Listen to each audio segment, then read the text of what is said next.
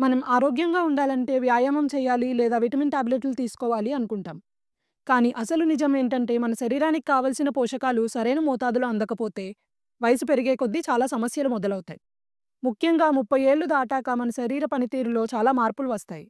ఈ వీడియోలో అలాంటి టైంలో మనం అసలు మిస్ కాకుండా తినాల్సిన 9 ముఖ్యమైన పోషకాల గురించి మాట్లాడుకుందాం. ఇవి మన ఆహారంలో చేర్చుకుంటే భవిష్యత్తులో వచ్చే ఆరోగ్య సమస్యలకి చాలా దూరంగా ఉండొచ్చు.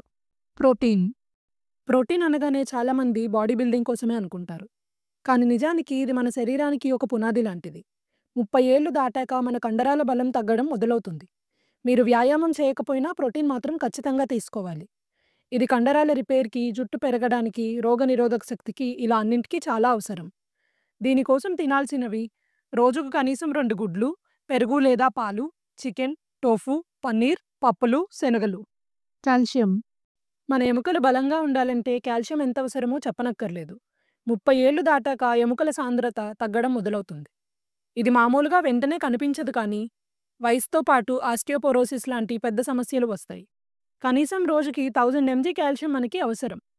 దీనికోసం తినాల్సినవి పాలు, పెరుగు, టోఫు, బాదం, ఆకుకూరలలో పాలకూర, తోటకూర, గోంగూర. Vitamin D. మీరు ఎంత కాల్షియం తీసుకున్నా విటమిన్ డి లేకపోతే అది శరీరానికి అసలు ఉపయోగపడదు. ఇది కాల్షియంని శరీరం గ్రహించడానికి చాలా సహాయపడుతుంది. సాధారణంగా సూర్యకాంతి నుంచే మనకి విటమిన్ డి దొరుకుతుంది.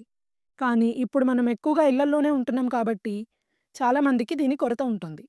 దీనికోసం తినాల్సినవి పోషకాలు కలిపిన పాలు, నాన్ వెజ్ తినే వాళ్ళకి కోడిగుడ్డు పచ్చసొన, సాల్మన్, సార్డిన్స్ లాంటి కొన్ని రకాల చేపల్లో కూడా ఉంటుంది. రోజుకు కనీసం 20 నిమిషాలు సూర్యరశ్మిలో ఉండడానికి ప్రయత్నించండి. Vitamin B12. ఈ పోషకం మన శరీరంలో తక్కువైతే అలసట, మానసిక ఆందోళన, జ్ఞాపకశక్తి మందగించడం లాంటి సమస్యలు కూడా వస్తాయి. వయస్సుతో పాటు శరీరం దీన్ని గ్రహించే శక్తి తగ్గుతుంది కాబట్టి ముఖ్యంగా శాకాహారులలో దీని లోపం ఎక్కువగా ఉంటుంది. దీనికోసం తినాల్సినవి కోడిగుడ్లు, పాల ఉత్పత్తులు, పోషకాలు కలిపిన సిరీల్స్. అవసరమైతే డాక్టర్ సూచనతో బి12 సప్లిమెంట్స్ కూడా తీసుకోవచ్చు. Vitamin B6. ఇది మన నరాల ఆరోగ్యానికి మరియు జీవక్రియకు చాలా అవసరం. ఇది కూడా వయసు పెరిగే కొద్దీ శరీరం తక్కువగా గ్రహిస్తుంది. దీనికోసం తినాల్సినవి అరటిపండు, శనగలు, క్యారెట్స్, బీట్రూట్ లాంటి దుంప కూరగాయలు. మెగ్నీషియం. మీకు అప్పుడప్పుడు ఒంట్లో నీరసంగా అనిపిస్తుందా? లేదంటే కండరాలు అదురినట్టు అవుతుంటాయా? ఇలాంటివి చాలా వరకు మెగ్నీషియం లోపం వల్లే అవుతూ ఉంటాయి.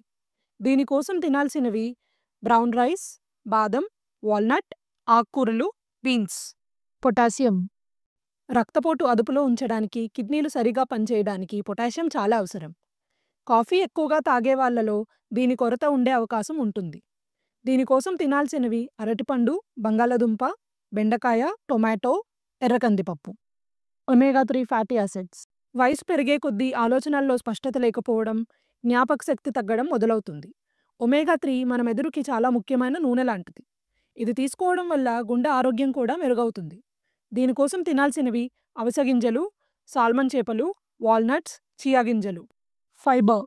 మన ఆహారంలో ఎక్కువగా కార్బోహైడ్రేట్లు ఉంటాయి కానీ ఫైబర్ చాలా తక్కువగా ఉంటుంది.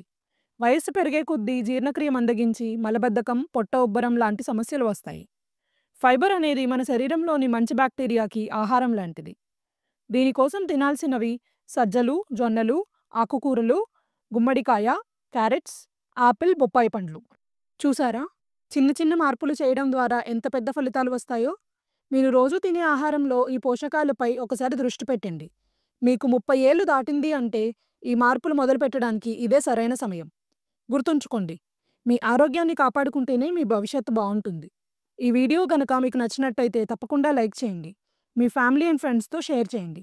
ఇంకా ఇలాంటి ఆరోగ్య వీడియోల కోసం మా ఛానల్కి సబ్స్క్రైబ్ చేసుకోండి.